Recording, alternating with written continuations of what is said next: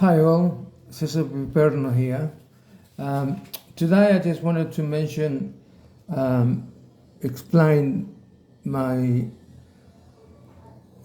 third point, which covers strengthening of domestic violence penalties. So I just wouldn't want to go through it, and this will cover my third, fourth, and fifth, and sixth point. And I think it should be pretty straightforward. Obviously, all of these sentences have to be proven. A woman can just not accuse a man for the sake of it to put him in jail. There has to be evidence, there has to be a proper trial, and there needs to be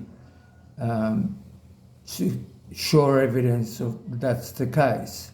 So my first opinion on my opinion on the first sentence: if you hurt a woman physically or mentally, you should receive 5 to 10 years without parole. Why 5 to 10 years without parole? Because it would take that long for a woman, 5 years at least, to reestablish her life.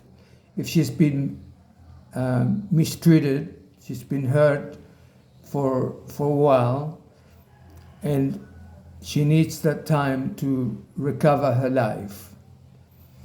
Now, obviously, this would be 5 to 10 years without parole. The second offense, if you repeat that offense, it's 10 to 20 years. And that should be, again, with evidence, with a proper trial, and it can't just be a woman can't just not be accusing men for the sake of it.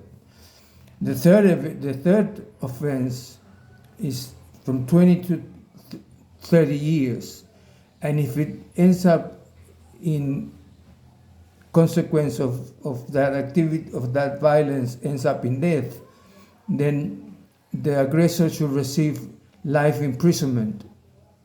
Like I said, all of this needs to be proven and needs to be gone through a proper